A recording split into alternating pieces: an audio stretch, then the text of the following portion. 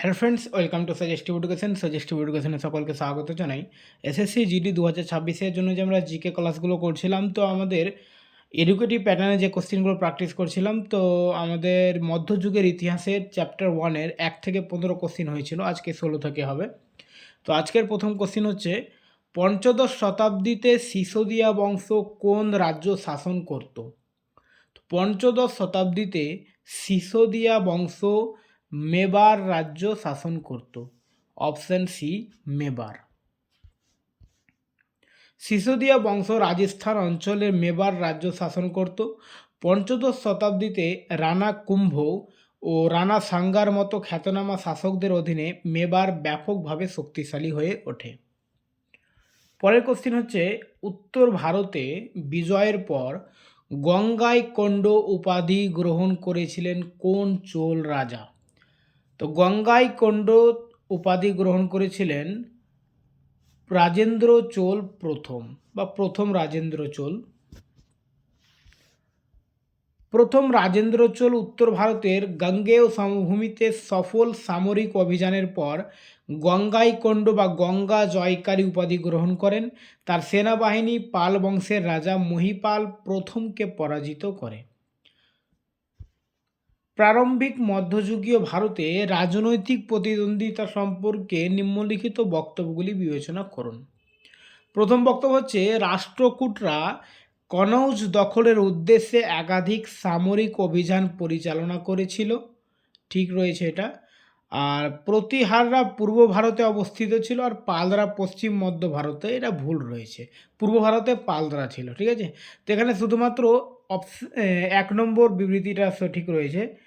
তো এখানে অ্যান্সার হবে তাহলে শুধুমাত্র বক্তব্য 1 সঠিক, অপশন এ।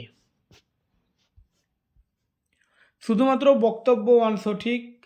রাষ্ট্রকূটরা দাক্ষিণাত্যে অবস্থান করলেও উত্তর ভারতে প্রভাব বিস্তারের জন্য বহুবার অভিযান চালায় এবং ধ্রুব ও গোবিন্দ তৃতীয়ের মতো শাসকদের সময় একাধিকবার কনৌজ দখল করে। আর বক্তব্য 2টা ভুল, কারণ এখানে ভৌগোলিক অবস্থান অদল বদল করা হয়েছে। প্রতিহাররা পশ্চিম ভারতে অর্থাৎ গুজরাট, রাজস্থান ও কনৌজ অঞ্চল প্রতিষ্ঠিত ছিল, আর পালরা পূর্ব ভারতে বাংলা ও বিহার অবস্থান করত। এই 3 শক্তির মধ্যে অর্থাৎ পাল, প্রতিহার ও রাষ্ট্রকূট, এদের মধ্যে একটা সংগ্রাম হয়েছিল যেটার নাম হচ্ছে ত্রিশক্তি সংগ্রাম বা ত্রিপাক্ষিক সংগ্রাম। পৃথ্বীরাজ চৌহানের শাসনকাল কোন সালে শেষ হয়? তো পৃথ্বীরাজ চৌহানের শাসনকাল তরাইনের দ্বিতীয় যুদ্ধে অর্থাৎ 1192 খ্রিস্টাব্দে শেষ হয়। পৃথ্বীরাজ চৌহান, পৃথ্বীরাজ তৃতীয় যিনি, এর শাসনকাল 1192 খ্রিস্টাব্দে মোহাম্মদ ঘুরির বিরুদ্ধে দ্বিতীয় তরাইনের যুদ্ধে পরাজয় ও পরবর্তী মৃত্যুদণ্ডের মাধ্যমে শেষ হয়। নিম্নলিখিত কোন শাসক ব্রাহ্মণ ছিলেন, যিনি নিজস্ব ধর্মীয় পেশা ত্যাগ করে রাজস্থানে একটি রাজ্য প্রতিষ্ঠা করেন? তা আগে ব্রাহ্মণ ছিলেন, তারপরে তিনি ব্রাহ্মণটা ত্যাগ করে দেন এবং একটি রাজস্থানে রাজ্য প্রতিষ্ঠা করেন। তো তিনি ছিলেন গুর্জর প্রতিহার হরিচন্দ্র, অপশন বি। হরিচন্দ্র গুর্জর প্রতিহার বংশের অর্থাৎ মান্ডোর শাখা প্রতিষ্ঠাতা। বিভিন্ন শিলালিপি যেমন বাউকা লিপি অনুযায়ী একজন ব্রাহ্মণ ছিলেন। তিনি তার পুরোহিত বৃত্তি ত্যাগ করে অস্ত্র ধারণ করেন এবং রাজস্থানে একটি রাজ্য প্রতিষ্ঠা করেন। 1191 খ্রিস্টাব্দে কোন চাহমান শাসক সুলতান মুহাম্মদ ঘুরিকে পরাজিত করেছিলেন? তো 1191 খ্রিস্টাব্দে প্রথম তরাইনের যুদ্ধে মোহাম্মদ ঘুরিকে পরাজিত করেছিলেন পৃথ্বীরাজ তৃতীয় বা তৃতীয় পৃথ্বীরাজ, এবং 1192 খ্রিস্টাব্দে তরাইনের দ্বিতীয় যুদ্ধে পৃথ্বীরাজ কিন্তু হেরে যায়। ঠিক আছে।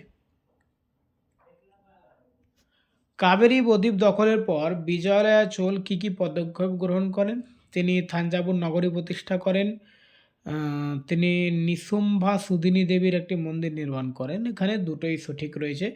তো অ্যান্সার হচ্ছে অপশান সি, 1 ও 2 উভয়ে সঠিক। উভয় বক্তব্য সঠিক। বিজয়রায়া চোল শাসনকাল আনুমানিক 850 থেকে 870 খ্রিস্টাব্দ। সাম্রাজ্যবাদী চোল বংশের প্রতিষ্ঠাতা। প্রায় 850 খ্রিস্টাব্দে পল্লবদের সামন্ত মুত্তারাইয়ার প্রধানদের কাছ থেকে কাবেরী বদ্বীপ দখল করেন। এরপর তিনি থাঞ্জাভুর অর্থাৎ তাঞ্জোর নগরীকে তার রাজধানী হিসেবে প্রতিষ্ঠা করেন।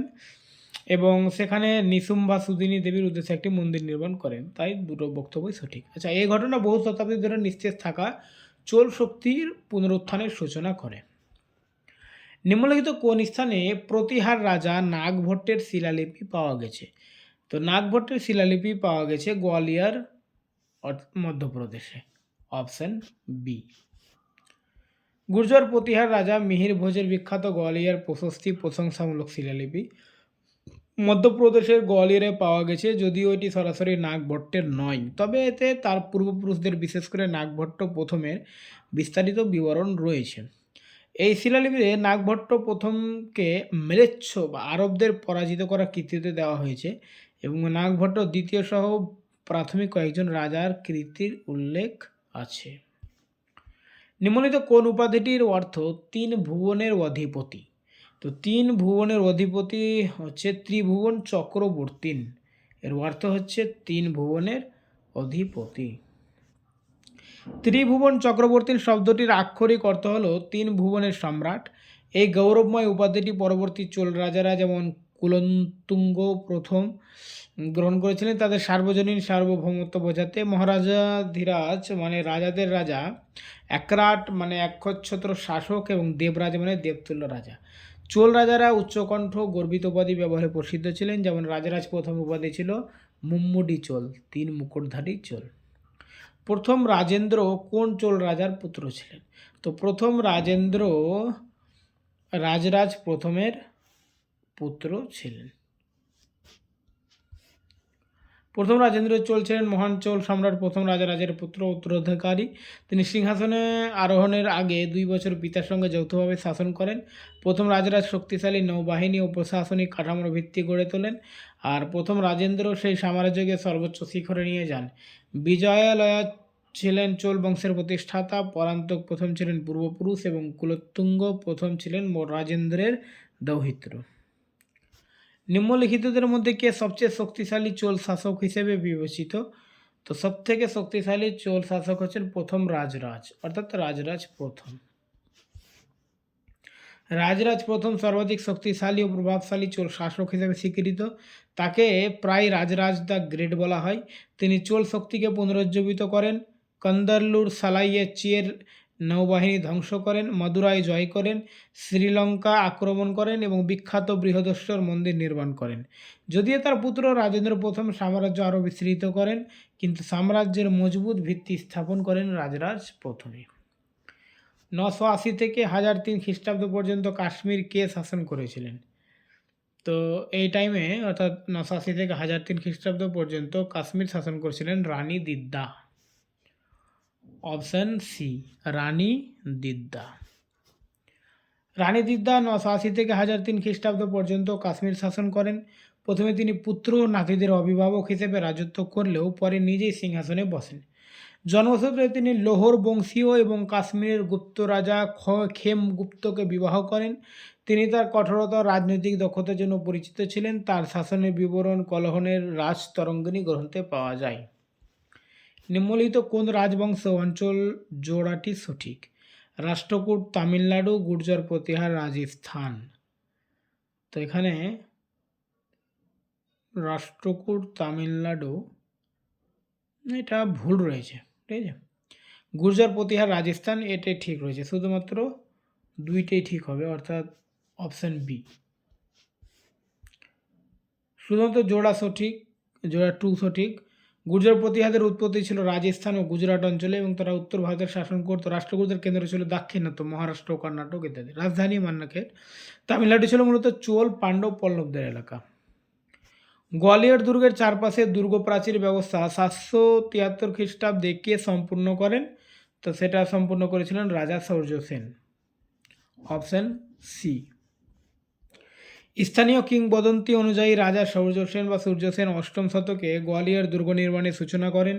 কথিত আছে ঋষি গালিপা তার কুষ্ঠরোগ সারিয়ে দিলে কৃতজ্ঞতা স্বরূপ তিনি এই দুর্গ নির্মাণ করেন। পরে তোমর রাজারা দুর্গটি সম্প্রাসিত করেন। বাবর এই দুর্গকে ভারতের দুর্গগুলোর মালার মুক্তা বলে অভিহিত করেছিলেন।